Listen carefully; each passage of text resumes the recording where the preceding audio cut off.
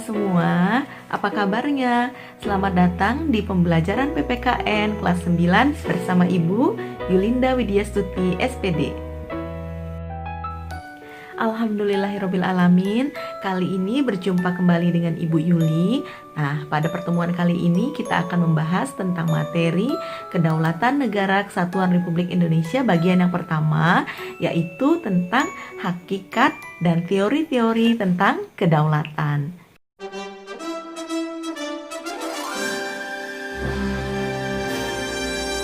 Tujuan pembelajaran kita kali ini adalah Ananda dapat menunjukkan sikap bertanggung jawab dalam mendukung bentuk dan kedaulatan negara.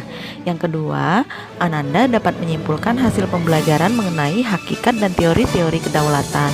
Yang ketiga, Ananda dapat menyajikan laporan tertulis tentang hakikat dan teori-teori kedaulatan. Pada pertemuan sebelumnya, Ananda sekalian telah membahas bab 1 dan bab 2, yaitu tentang dinamika penerapan Pancasila dan pokok-pokok pikiran yang terkandung di dalam Undang-Undang Dasar Republik Indonesia tahun 1945. Kedua hal tersebut adalah landasan dalam menyelenggarakan pemerintahan di negara kita. Nah, pada pertemuan kali ini kita akan melanjutkan materi tentang bab ketiga, yaitu Kedaulatan Negara Republik Kesatuan Indonesia, yaitu materi terakhir pada semester kali ini. Oh iya, Ibu tidak lupa mengingatkan kembali bahwa kita masih dalam masa darurat COVID-19. Untuk itu, tetap ikuti protokol kesehatan dengan cara mencuci tangan dengan sabun ketika kita melakukan aktivitas, selalu menggunakan masker apabila kita akan keluar rumah, dan selalu melakukan social distancing. Ananda semuanya, sebelum kita memulai pembelajaran ini, kita akan melakukan doa untuk keberkahan dari pembelajaran kita kali ini. Berdoa, dimulai.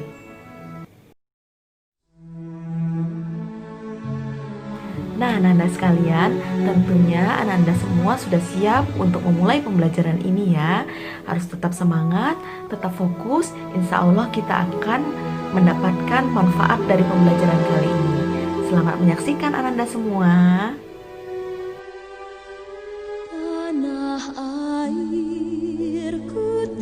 Pengertian kedaulatan menurut KBBI, Kamus Besar Bahasa Indonesia, kedaulatan adalah kekuasaan tertinggi atas pemerintahan negara, daerah, dan sebagainya.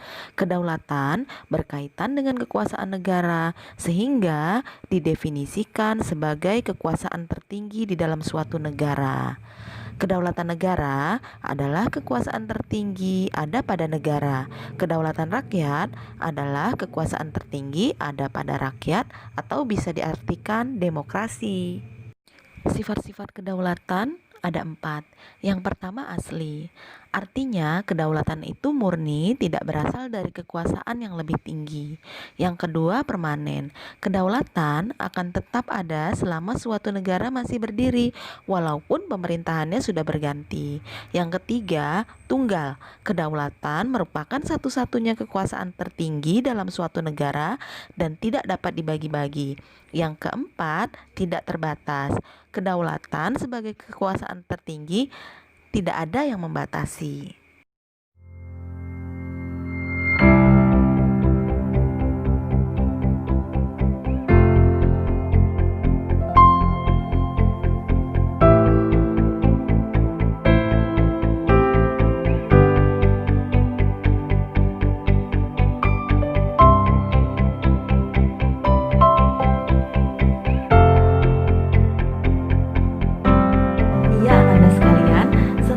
Menyimak pemaparan penyajian materi tadi, tentunya pemahaman Ananda sekalian tentang hakikat dan teori-teori tentang kedaulatan sudah semakin bertambah ya.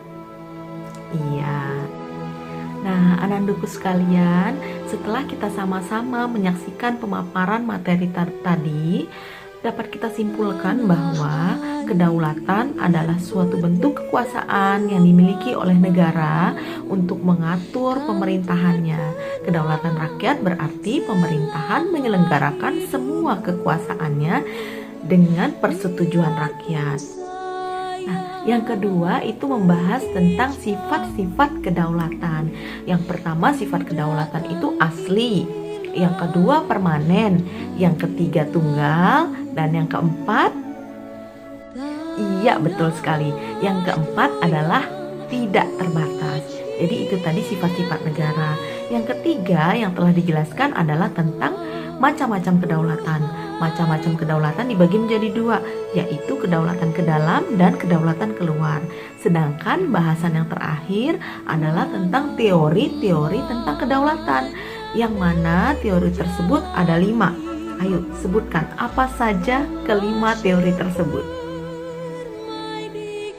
Iya betul sekali, pintar, bagus sekali.